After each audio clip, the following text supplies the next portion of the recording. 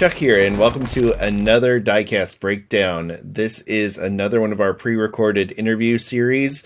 We recorded this one a few months back, so you'll notice there are a few things that we're talking about, like going to Diecast SuperCon or the impending arrival of my son Chet, who's now 4 months old, to be a little out of date.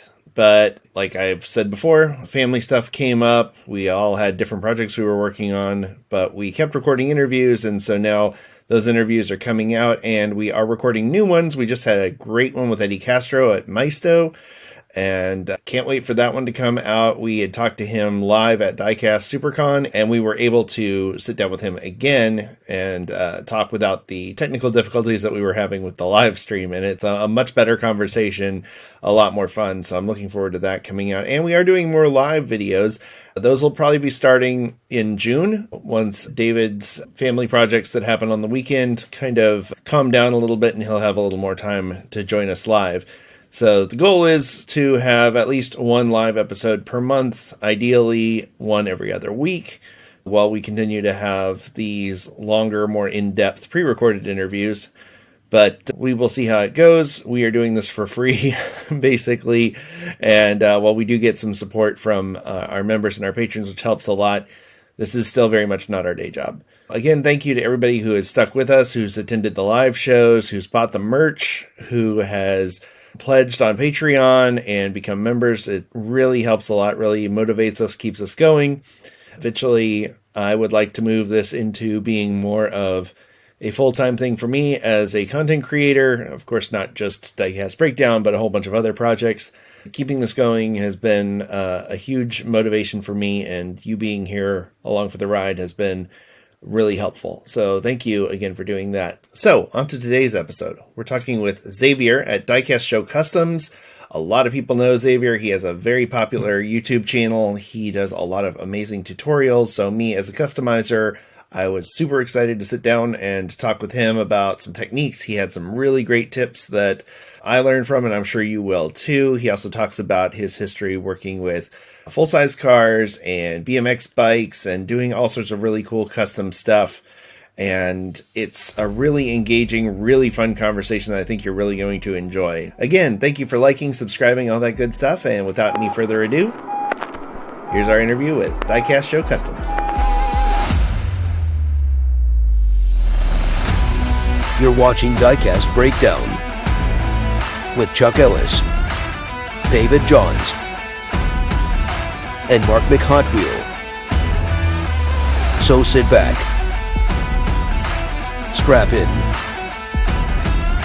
and hang on. The breakdown starts now. This is really exciting for me and for any customizers out there, especially if you've spent any time at YouTube at all. You know our next guest. We are talking to Xavier at Diecast Show Customs. Xavier, how are you doing today? I'm doing very good. How you guys doing? Fantastic. Phenomenal. I am really excited about this as a fellow customizer that we're going to sit down and talk about. You're one of the most prolific creators, if you don't mind me saying so, on YouTube, in that I can't turn around without seeing that you've uploaded another video and another tutorial. And there's just such a depth of knowledge that you have with both creating videos and with diecasts in general. And so I'm really excited to get to know you a little better and kind of share some of the stories about how Diecast Show Customs came about. And I think that's probably where we should get started. So let's talk about where the love of diecast came from and how that led to what is now Diecast Show Customs. Well, the love of diecast, I think, begins when you love actual cars, but then you grow up and you can't afford them. So you turn to Hot Wheels and you start buying Hot Wheels. Before I started the channel, and before the channel, I was on Instagram and Facebook and all that stuff. I had a Hot Wheels track where people would come and we used to get together, but everything that we raced was customized. Nothing was stock. So the wheels were stock. The wheels were customized. The axles were customized. The weight was customized. The races were done by weight class. So one day I was searching on Instagram. I'm a big fan of bicycles, old bicycles too. Mm-hmm. And I used to create bicycle head badges. I don't know if you guys know what that is. Like old bicycles, they used to have in the front of the bicycle, they have a head badge. Mm. And back then, they were metal. Okay. Yeah. So I used to, underneath the handlebars on that it was front. a plate, like it would say Schwinn or Yep. something like that, right? Exactly that. Twin had the So I used to create custom head badges for people. And that's what my Instagram was about. And then all of a sudden, custom Hot Wheels started showing up. And I'm like, hey, look at this. So I already do a little custom here and there, but it wasn't big on painting. It was just trying to get the car to go faster. Sure. The track was aluminum. It wasn't plastic, so the cars really flew down. They used to be like 40 feet, 50 feet long. Everybody had a different track. And if you look back on my videos, a lot of the early videos, I talk about racing Hot Wheels. And then I started learning how to paint. When I started the channel, I was actually living in Puerto Rico. Supply was not very easy to come by. So like the screws and the tube axles and the paint, it was very difficult to get. I really started getting really good at customizing when I moved back over here to the States.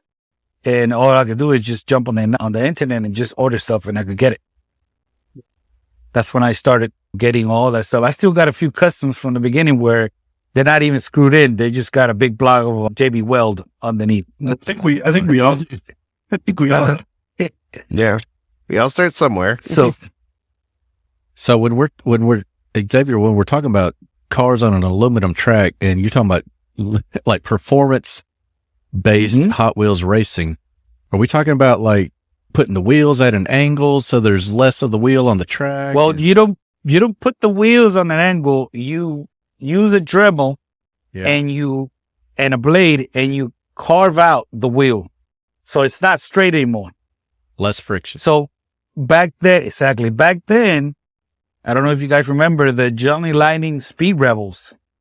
Yeah. Those type of wheels, they have a little bevel and they were the best for racing because you just had that little piece of plastic touching the ground and the cars flew by. Yeah. Are you talking about those plain Mantis ones or different ones? Like they're called Speed Rebels and they have a little bevel, a little line of plastic where the car sits on that. And that makes the car way, way, way faster. Yeah. Tomica, It's like the Tomica cars. Yeah, Tomica has it too. Tomica has one, but their line is a little bit thicker. And their axle is thinner too. So that really affects the way they ride. But they're pretty fast too, the Tomicas, the old ones. This sounds like a whole nother level of speed in Hot Wheels racing. Those are Honda Odysseys, the one that came out like 7 or 8 years ago. They used to fly down the track. Yeah. The bad thing, they're $25 a pop back then. Those were did they have the FTEs, the faster than ever wheels? Was that the thing that was special back about then? The FTEs were around, but FTEs, their trick with FTEs is their axle is nickel plated. So because the axle is nickel plated, it makes the plastic wheel run faster. Yeah, I've got a couple of those that I found, Hot Wheels I found at Target underneath the shelf. They were a series that they had the nickel plated axles. I'm actually thinking about making a video next year about that. The FTE wheel, even though you see that it's 5-spoke, it's not the same as the regular chrome 5-spoke. It's different on the back. The way it's made, and the plastic is also different. The plastic is made out of, I think it's made out of a harder plastic, so it rides better on the track. Yeah, There's a whole science involved. Sure. There's a lot of people that race that watch this, so they're writing stuff down right now. I hope so. Sure, You yeah. better be. We got the expert here. And then you had folks like you and like Nero64 and 3D Bot Maker, who's like one of the most popular channels on YouTube, and that's all he does is these races. And it's been interesting. I watch them because I love the production value of his stuff, but it's interesting to me to kind of pick up the little details of the people adding tungsten to the cars for weight, because that's even heavier than lead and works more compactly. It has more mass than lead, and the weight categories and the modifications stuff that have to go into making one of those go. And that's been a fascinating one for me. It's funny on my end, I actually try to make my wheels roll less because I've had a few roll right off the shelf, and that's just so it's all about finding that balance. But so you started with the downhill races, or the traditional like Pinewood Derby style races, and then you kind of got into like you've kind of expanded into like you do beautiful paint jobs, and I have Exhibit A right here. This thing, I just opened this a little while ago. I shot a video of it. I'm looking forward to it. It'll have been out by the time you're seeing this, folks at home, but absolutely stunning. And I just watched the video on how you made this and for those who are listening, I'm holding up a 71 Plymouth Satellite with beautiful flip-flop paint, polyurethane paint job on it. This thing looks like it is made of glass. It is stunning. And I am so honored to have this in my... Yes, he made it with glass. He made a perfect replica of one of my favorite castings with glass. But so was that something that, like, because that's an entirely different skill set. Was that something that you learned from making those custom bike plates, or were you doing other kinds of paint and custom work like that too? Well, most people that paint, they start with the rattle can. A lot of people get really good at it. I like to think that I got very good at rattle can. It all depends on the brand that you're using, the temperature. It all plays out. So if you don't have an oven to put the car in and paint in a control area, if you're painting outside, it has to be at least 80 degrees. It can't be no wind. Has to be around 11:30 in the morning, between 11:30 and 2 o'clock in the afternoon. It's all the whole system to paint with rattle cans outside, because you got the most sun at that time. Sure. And then over time, I started playing around with the airbrush, and I kind of got frustrated a little bit because I was trying to use those cheap acrylic paints, and it wouldn't work. I'm like, well, why am I doing wrong here? It just, the paint got dry real quick. I was already used to painting with the rattle can. And then I changed into the Redline Shop Spectraframe paint. And that was like, wow, it's so easy now. Cause that doesn't dry up inside the airbrush. So I'm like, I should have started with this. Yeah. And I started out with a cheap airbrush. It only cost me, I still got them, $11, I think it was, on eBay. Oh, wow. And I still got them, and I still use them for the Spectraflame paint. The thing is that every time I use it, I take it all apart and I clean it and I put it like it's brand new again.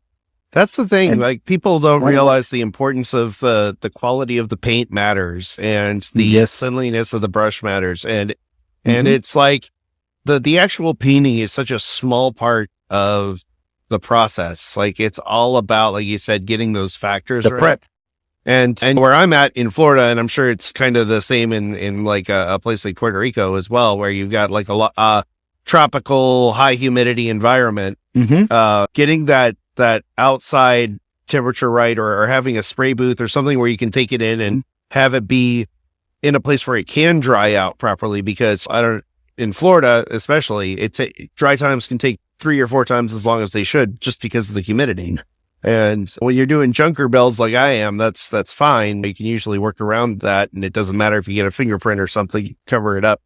But when you're doing something like these beautiful polyurethane coated stuff, like, you've got to give it that time. I'm actually building a shiny build. I almost never do them anymore, but I'm doing one for a friend. And I'm like, I've let it cure for at least 3 days, and I'm scared to touch it. I haven't gone back in 3 days. It should be fine. Yeah, it should be fine. But yeah, Yep. Yeah. So, anywho, so Xavier, most people know you now for being a part of the Four Horsemen and doing the Four Horsemen builds. Tell me a little bit about how that all got started and how you came up with this whole process. Well, it wasn't me. It was Paul from the graveyard. Diecast Graveyard. He reached out. He said he wanted to make a group. At that time, I was working a lot of hours. So I said, that's perfect because that forces me to do at least one car per month. I don't know if you go back when the Four Horsemen started, I wasn't doing a lot of videos because I was just focusing on that video alone. Because I was working too many hours of my job. So that forced me to do at least one car and keep pumping out videos. But it was actually Paul who came up with that idea. Okay. Well, that's got to be like really cool though, because Paul's kind of a very established customizer and he clearly recognized your talent there. So, for those who don't know, tell us a bit about how that works. And cause I have a lot of people that come to me and they say, I want to get into customizing and stuff, but I don't know, how do I show off my work? What are ways that I can, if I'm going to make a video, get noticed? And one of the first things I tell them is to participate in one of the group challenge builds on YouTube.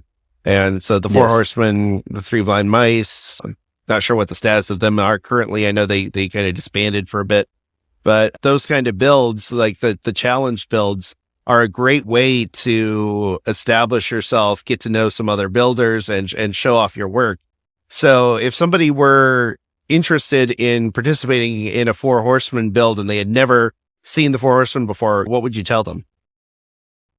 Well, they search online on YouTube for the Four Horsemen.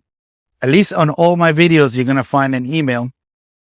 And if you if you can't make a video because you don't know how to make a video, at least take good pictures, send it to that email. And I think Paul makes a final video every month where he shows up pictures from everybody. And then if you have an Instagram or YouTube, whatever, he'll tag you. That way people could follow you there.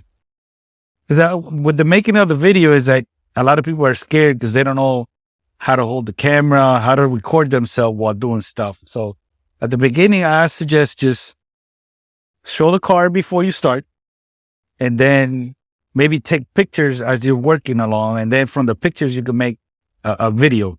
Yeah, it's definitely challenging to get the right angles, like working on stuff. So, I mean, I think we've all dealt with that, and it's an art form to get the right angle. Very difficult. It's pretty difficult. Yeah, it's much different, especially with the light. Yeah, especially with the lights, because you gotta get it like directly down. You got shadows, and you gotta. Sometimes you gotta put lights on different angles. Sometimes I tell my wife to hold the phone, record from this area. Right. It all depends. Angles, absolutely. Yep. Xavier, can we talk a little bit about DSC, Diecast Show Customs? Sure. Yeah, you got a channel that, number one, it's an awesome resource for anybody in the diecast community or anybody that wants to get into the community. You tell everybody, show everybody how to do everything. Is this kind of what you hoped your channel would be, or? Oh yeah. Some guys have bigger plans, and they're like, you know what, this is my brand. I'm gonna take over the world, and I'm not stopping till. or are you just kind of like, you know what, I'm just gonna put this stuff out there, and if you can use it, use it. That's how it all started. Because once I started on Instagram, a lot of the people that used to do customs, they would not share anything. They would not tell you, where'd you get this? Right. Where'd you get that? They wouldn't tell you. And there weren't a lot of places where you could get information back then. There was I don't know if you guys know that his name is Alex, and I think he's from Australia. I think it is.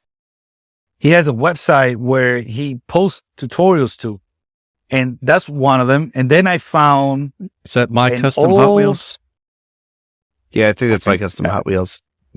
My Custom Hot Wheels. He does like license plates and stuff like that. Yes. Yep. My Custom or something like that. So he had a website where he showed some of the stuff, and I found, because back then it was all forums. You had to join a Mhm. forum, Mhm.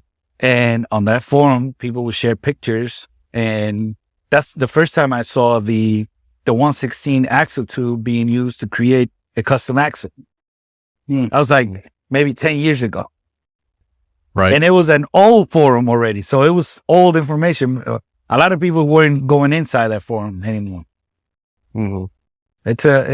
And then I was like, I started, because remember back then Instagram was only pictures. You Mhm. couldn't post the videos.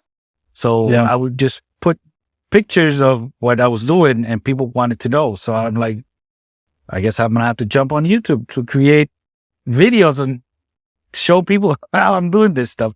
Although the first videos, it was just showing the car because, again, I didn't know how to record all those angles. You know what I mean? Right. Mhm. And there was no smartphones back then either. It was just a BlackBerry, and you couldn't record with a BlackBerry. So you're a pretty big believer in using all the different social medias out there Yes. to get your information way to do across. Okay. Most of the people that follow me on YouTube, they're coming from all the places. They either coming from Facebook or they're coming from Instagram, because that's where they were getting the information. Mhm. That's good to know They for don't- people They wanting don't to go start back. a channel. Yep. You have to be everywhere. So you got to be everywhere, because not everybody on YouTube is getting diecast content on their feed, because YouTube controls all of that. But they might see you on Facebook, or Yeah. they might see you on Instagram, and then from there they'll jump to YouTube. We'll be back with more Diecast Breakdown after this word from our sponsors. Here's this week's small channel shoutout. CDG Customs. If you have a favorite Diecast channel with less than 700 subscribers and you'd like to see them highlighted on a future episode, email us at diecastbreakdown@gmail.com. Designs from Diecast Breakdown, flying Valiant builds, plus unique designs inspired by diecast culture from Justin Ellis. Visit tpublic.com/diecast media network now. Hey, this is Champion DJK, and you're watching Diecast Breakdown. And now back to Diecast Breakdown. The changing of the methodology or the mindset when it comes to customs, because I came from 124 125th scale model building, and there was this shift in the early 2000s where it used to be such a like, oh well, I can't tell you my industry secrets thing, to it's much more welcoming now. People are a lot more open about their techniques, and I think that's just because I think people realize first of all, it's not costing you anything to share that knowledge.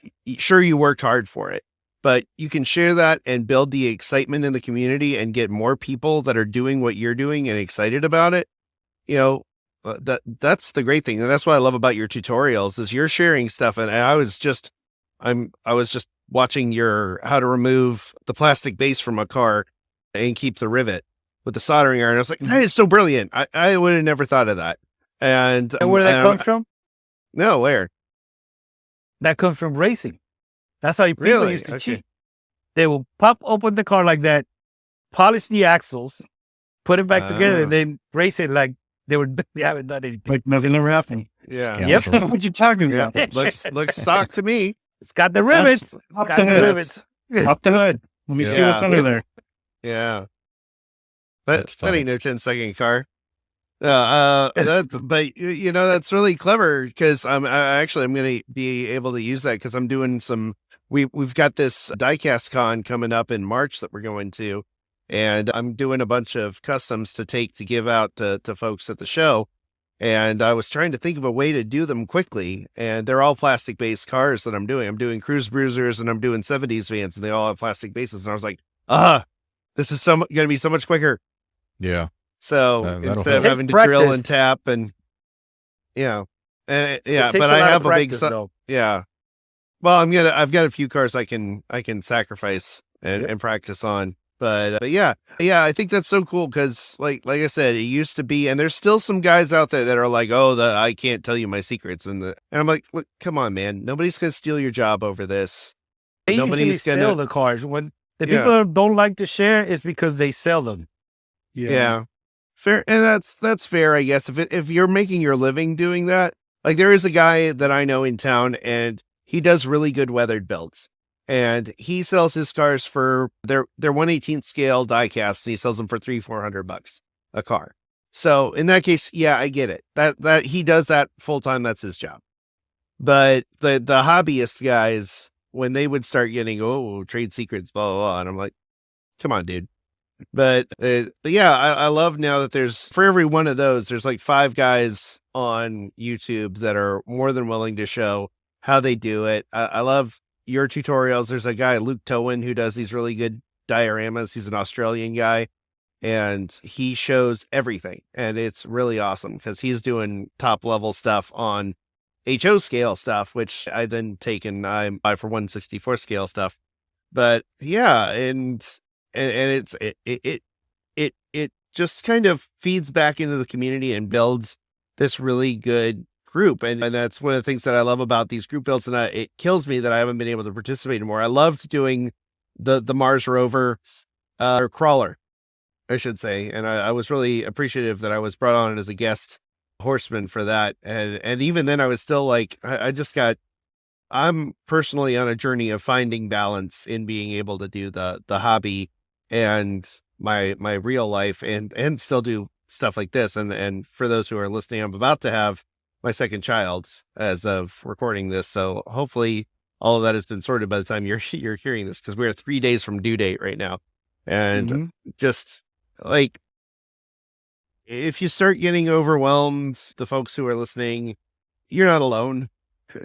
It's okay, especially if you feel like, especially with YouTube, you feel like this constant drive to have to put something out there, or you're going to just get lost. And yeah, it might be that way, but if you're not making this your full-time gig, it's okay. It's okay to pace yourself. It's okay to set goals but remember to pace yourself. And as much as I would love to do all 12 of the Horseman builds, the fact that I was able to get one out this year was huge for me. And I'm so glad I did. I know Andrew's trying to talk me into one next year, and I'm like, I don't know, man. We'll see. But you know what? I suggest wheel flops. Yeah. Wheel flops is a good way to practice drilling the car. Mhm. Yeah. Tapping, putting the screws, and it's a good way to keep content on your channel. Yeah. That's At the true. end of the day, quick custom. wheel stops sometimes gets more views than a full paint job. Yeah. Yeah. YouTube could be really funny like that. Yep. Yeah. So And congratulations thank you very much. on your next baby. I'm a few months away from becoming a grandfather. Oh, that's wonderful. That's awesome. Wow. Yeah. From Good what job. I've gathered from my parents, it's way more fun to become a grandfather.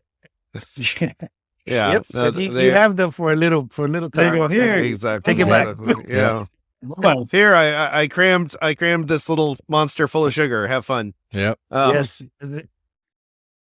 Yeah. So do you have any of your work?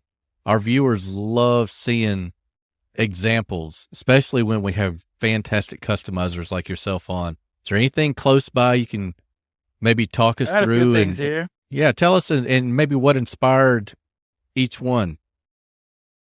Is that Look at him. a Dotson man leaning in? Yeah. Yes. oh yeah. And you I know, think I was the first one to make this one. Yeah. Was that the Hey, Mark. Japan convention? Yes. Was that? Yeah, okay. hey Mark, did you notice on his page his title car up there on the top? Mhm. Well, That my headliner. question was going to be to him, like, what's your favorite car and why is it a Datsun 510? Actually, it's not a Datsun. That car on the channel is not a Datsun. That's a You got a lot Toyota. Oh, Yeah, you got a lot of Corolla pictures. I noticed a lot Yes. of No. PE. That's, 70s. That's this one right here. That 80 Toyota that you just did the video on, that thing was sick with the steerable wheels, those things. Yeah. yeah, BM Creations. Yeah, Yes. you These can are turn 19. Well, I don't know what year they're supposed to be, but here in the United States, we got them in 1980, 1 year only. with the 4 headlights, and they look very similar to the Datsun. Like I have the original bike there, the original Datsun 510s that came out. Yep. And I remember seeing them when they first came out. This looks like a Toyota with the front like this. I'm like, keep it. That's And why those I are- bought them. Those are cool. They come with an extra set of wheels too, so you can Yep. customize them. Mhm. I got 3 of them. And yeah, my favorite casting is always Toyota because when I was growing up, my father was Toyota, everything. Mhm. Toyota pickup, Toyota 4Runner, Toyota SR5. I think I have one of them right here. It's a 70s SR5. Wow. My dad used to have one of these. This is a Tomica version. And then you got the Celicas, the really cool Celicas as well. Celica Supras, yeah. And the Yeah, wagon. the too. old ones like the 72. I think this one is Aoshima. Yep. It's slammed to the floor. Yep. It's tuned. And of course, from my customs, the ones I really like are the slam Toyota pickups. Mhm. I like that, They man. got a custom. good old 22R, 22RE. It's a copper base, and it's etched like I used to do the head badges. So you made that's that base? Yep. Oh, With man. that's the awesome. Treasure Hunt logo. So this is it's a brass sheet. You can buy a brass sheet, and then you can just all you got to do is cut it to shape. That's really cool. I think I made that base like 8 years ago. I made 3, and I used all of them. Got the red one right here. Look, that's super cool, man. Love it. This is You why know- he's next level, guys. You know, You got to use little pieces of magnesium under there so it sparks when it's rolling down Oh, the yeah. track. yeah. And There then I you made go. the wagon version of the Japan. Mhm. What's your address? New Don't Jersey. don't tell him. Don't tell him. East Coast. So Xavier, as a What do they Progressive. take? It's Datsuns. Hmm. All my Datsuns are gone. You know what this is? Yeah. That looks No, like bring it a little is closer. that I a, didn't see a little is that a closer. Cressida wagon? No. It's a Corolla. This is a Mazda RX-3 wagon. Oh wow! Oh yeah. Oh yeah. I see. I Who made made this that? from 2 Tomicas. The front is an RX-3, Oh my god. and the back was a Nissan Tomica too. And I used the Nissan because the curve on the back door was exactly the same, Mhm. and the back opens. Xavier's That's out here cool. Wow. chopping up Tamika. The base, Love it. the base is cut somewhere around here. You barely see it. Mhm. Yeah, So the That's back is amazing. from the wagon, the front is from the RX-3. that's awesome. Yeah, that's So- really clever. So as a Toyota guy, you'll appreciate the one car that I do regret getting rid of.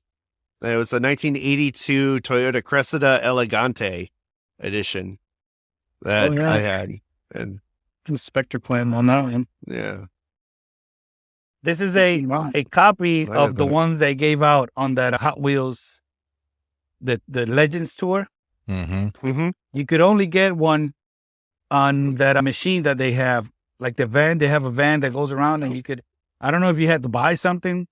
There it is. Oh, See? look. So I made my version, but mine has a metal base. Oh. Those are And plastic then bases. I made another one a different color. I See? never Look noticed at it's that. a plastic base. Yep. And then I made this one. It's a I like version of the Super, Yep. but with a metal base. Metal base. Mark's over there rearranging his office. Oh, look Yep. at that. Yeah. Yeah. He got this Signed one. I don't You're- have that one. Your move, McHot Wheel. Uh-oh. Gosh. You know why you don't Gosh, have this this one? Checkmate. Because that's custom made. Yeah. I made that art from. Let me see if I can get it out. That was just a 2-door, wasn't it? I don't think they made it in a wagon, did they? This one? That's a Datsun 510 wagon. Yeah, but did they make it in a wagon? Was it ever made in a wagon? I thought there was one that looked like that in like a 2-door. Oh, like a Toyota real- has them too. It real depends livery? because The Toyota wagon, which I have one here, the 1980 version. This one came out in Australia with only 2 doors. We didn't get them here in the United States. We did get this first version of the Toyota Corolla in a 2-door wagon here in the States. What year is that one? It's early 70s, 69, I think it is. I think my dad had a late 70s one, brown. So this one, I got the inspiration from this car right here. The R34. Legends car. Or 32, or I can't remember. And that's awesome. I've been on a hunt for like the rare 510s, and it's so expensive. Chuck might like this one. Oh, there it is. It's all a rusty one. Yeah, patina. Yeah. Love that. You know how I did all the rusty spots with shoe polish? Yeah. Really? The one that you squeeze down to get out the shoe? That's what I used. Of course, it was taken apart. I scratched it up, and then I used that brown shoe polish thing, and it clumped up like that. It looks like rust. Oh, that's really clever. And that's something I love about weathering is everybody has their own unique way of doing things. And there's no wrong way to do it, because for any way to do it, you can find an example of something that looks similar. So that's really clever. Like I might have to try that sometime. That brings up a good point, Chuck. Easy. Like Xavier, do you have any other like homemade tips that you found, like 1 or 2 that you think maybe people don't know about? The one thing when it comes to customizing, a lot of people don't understand is that you have to customize your tools to be able to customize the car. Because a lot of these tools don't come to deal with cars. So, for example, when I drill out a car, I use the 1/16 drill bit, right? But if you use it like it comes, it's too long. That drill bit is thin. And if you apply a little bit of force, that's going to break. And if you hold it in your hand, it's going to stab you. So what I do is that I use a wire cutter. I cut the back half of it. So that way, when I put it in the drill bit, only a small amount of a tip is showing up. And you can just drill real quick with it. It's not going to break. Is that what your really video, clever. Just the tip, is about? Yep, just the tip. And then I use this other one, which is driving people crazy on Instagram. This is made in the United States, Cleveland by Cleveland. The company's called Cleveland. It's a number 29. This is very sharp. I was very afraid to use this one when I first got it. The first time I tried to use it, I put the car down on the desk, and it's so sharp, it just went brrr, and it broke everything. This is why I now use it in my hand, because on the videos it's sped up, but in real life it's going very, very slow, and I'm not applying any type of pressure on the drill. It's just it's doing it by itself, and it goes 3 or 4 turns, and it pops up the mushroom poles real quick. Awesome, that's really clever. And speaking of someone who has drilled their hand, that is very good. You on a long enough timeline of building customs, eventually it happens. Although if you did that, it wouldn't happen. So and that's really cool. Like I think you touched on this earlier, but wheel swaps are another great way to get started. Like what are some of the tools that you recommend if somebody's about to get started? What would be and I know you have a list that you can refer people to, but if you wanted to share a few from there. If you're going to do wheel swaps, suggest you get a 3/8 drill, mostly battery operated, cheap one, doesn't have to be very expensive. You cut the drill bit, the 1/16. You could get the 1/16 drill bit anywhere, even a Harbor Freight. Another thing to pay attention to is the way it sounds when you're drilling. For example, I used to use beeswax to lubricate the drill bits. I now use baby oil, just a little drop. But once you start drilling, if you hear the drill bit kind of squeak, make it a squeaky sound, stop, try to reverse it, just throw it away, because it's about to break. Yep. It's about to break. And then if you're going to use the 256 screws, then you need the number 50 drill bit, which makes the hole a little bit larger, perfect for the 256 tap.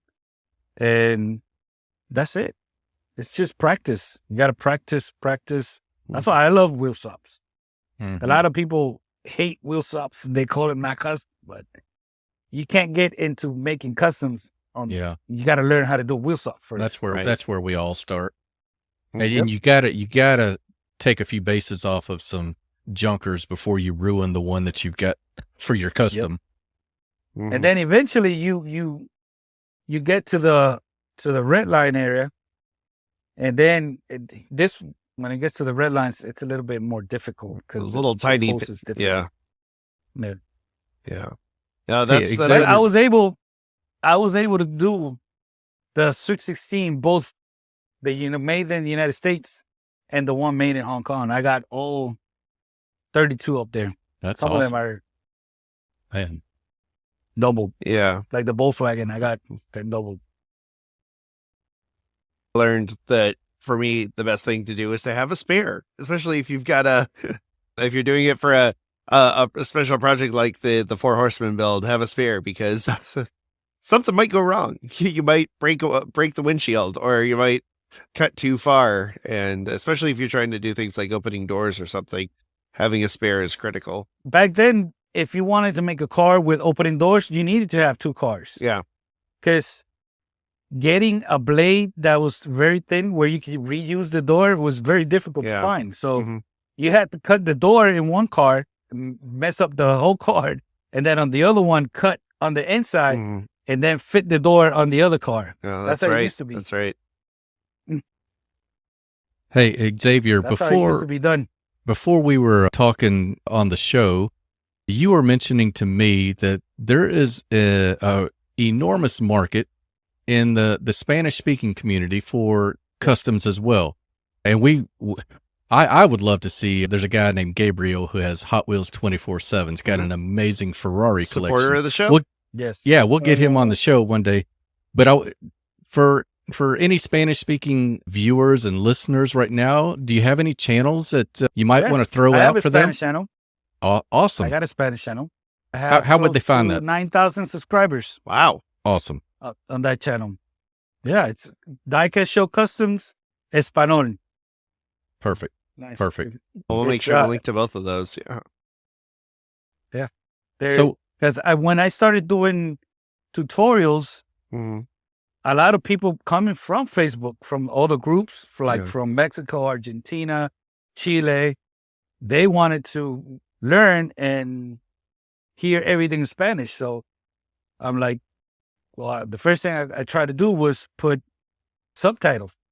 Yeah. But I will have to sit and write up everything, and that would take too much time. So I'm like, let me try and do another channel, repeat everything, but just do it in Spanish. Yeah. And it got pretty big.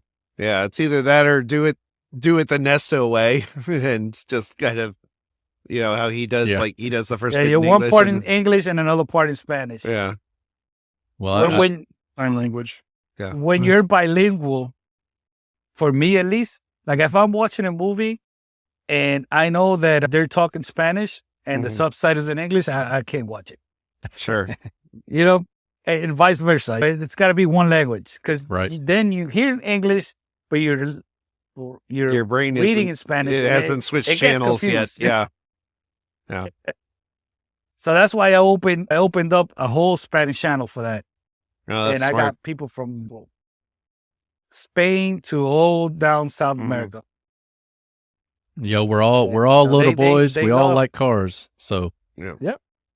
Mexico, I think Mexico is pretty one of the biggest.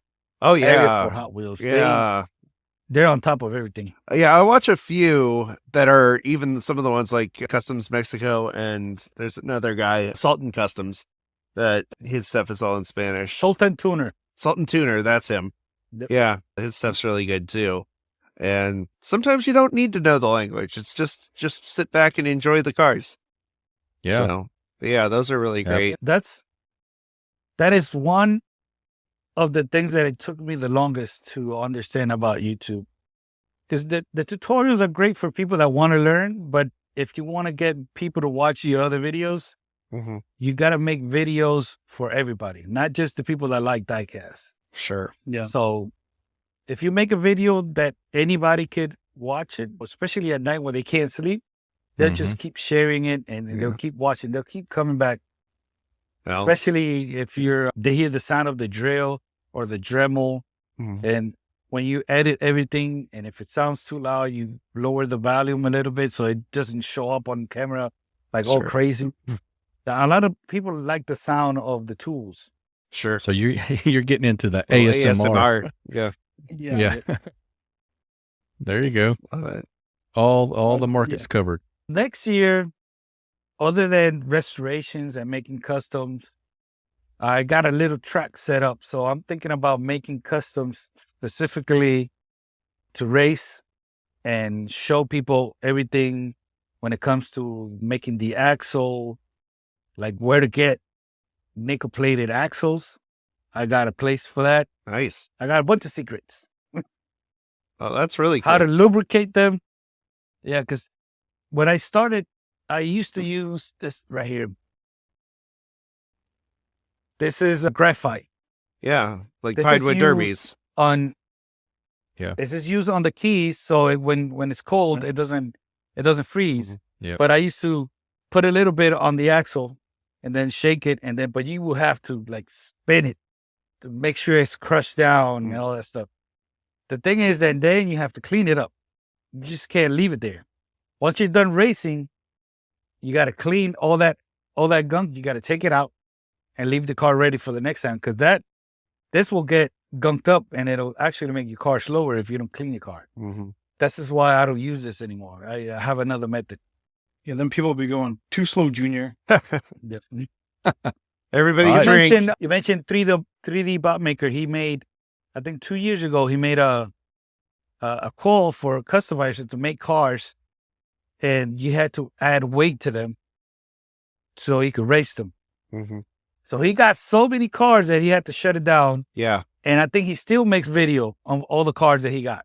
Yeah, he said basically It's he was crazy like amount of cars he he got. was like I'm never gonna be able to get through all the cars that I have, so please don't send me cars. Because I was like, oh man, I'd love to do a custom and send it in, because do a really proper, like, because for me the aesthetic of the car is the easy part. Like the hard part for me is the fine tuning, getting it to run down the track straight. So I would be very interested in those videos of yours, like doing the nickel plated axles and the stuff like that. And I know there are tips and stuff and how to align the wheels properly. And there's it's every bit as much an art as it is a science.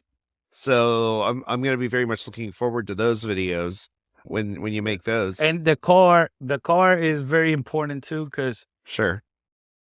not all the cars run the same. Just because it's bigger and heavier doesn't mean that it's going to be faster. Like back in the days, we used to do the weight in ounces. So right now it's 1.36. That's like the hot race going on. But it used to go up to 5 ounces. Wow. That the car would have no seats. It basically had melted lead inside. Yeah, I was going to say it's all lead. You had to learn how to.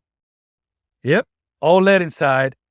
And then you had to distribute the lead. So, because if you put it in the front, it's going to go out fast. But then when you get to the bottom, it might hold back. And then if the track is aluminum, the car might race one way. But if the track is plastic, it'll change everything. It's all very weird. The car right now that's very fast is the Ford Torino Talladega. This is one of the cars that the way it's shaped and the stand, it's perfect for racing. Yeah. You can't find this in the store because I made this. Yeah. That's awesome. Yeah, I was wondering. Odyssey, though. And no, Odyssey were pretty quick, I gotta tell you. I think I was just looking at my collection. I just found one of those NGK Honda Odyssey. It was like a main line. I was like, nice. That to me, because I still got like 2 of them somewhere around. And I got a few Torinos that I did with the shiny rust. Yeah. I don't know if you guys saw I that remember video. that one. I Yeah. did a shiny rust. Mhm. I like that, how it looks. Yeah. I was just going to say, I think I've got a few of those Torino Talladegas, so I'll have to set those aside now that I know. We got some insider tips right here on the show. That's really exciting. Mm-hmm. Yep. So, Talladega Nights. Those, they usually, they add the weight so it goes up to like 1.36 ounces. mhm, And that's like the sweet spot for them. mhm. If you add more, they I don't know why, they won't move the same way. Hmm. So just because it's heavier doesn't mean it's going to go faster. Yeah. It's all about when they start. Yep. If they got a good start. And another secret is when let's say you're aligning them, you set them on a table and you push them forward, Mhm. and it's got to hit something. And when it goes back in reverse, it's got to go back straight. If it goes straight forward, but it goes back crooked, Mhm. it won't race good. Yeah. It's not going to be fast. Oh, that's handy. So you got to play with the alignment. Man, we're going to school today. Yeah, exactly. Got to Love love it. it. And Got to put it on an alignment rack, Yeah. adjust the caster and the camber, Yeah. the toe. measure it up. All righty. Well, You guys want to see another custom? Yeah, or sure. something? Look at this one. oh, wow. So it's So a it's a Toyota 4Runner, 4Runner yeah. Majorette That's a Nice. majorette. from the Wow. 90s. Okay. From the 90s. So that had some crazy suspension, didn't it? Yeah.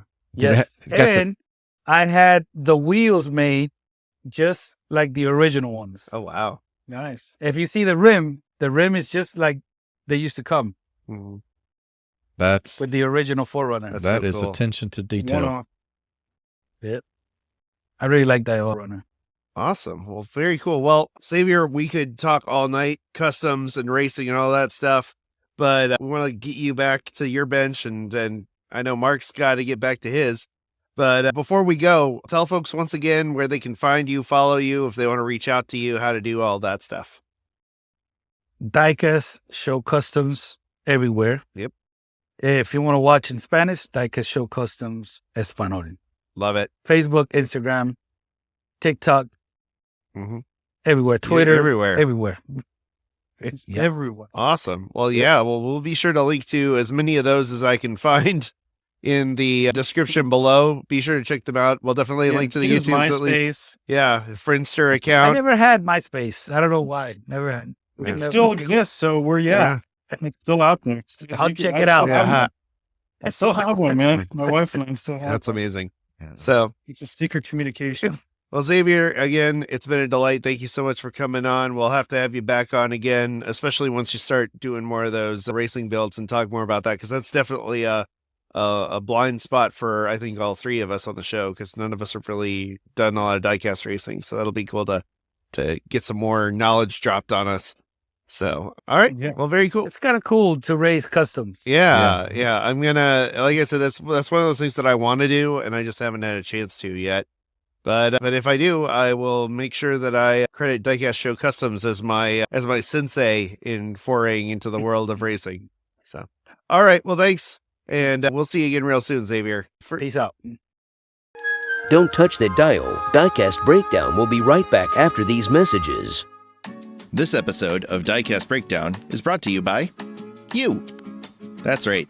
We are 100% viewer and listener supported, and we are so grateful for those of you who have already supported the podcast and the shows we're planning to add to the Diecast Media Network family.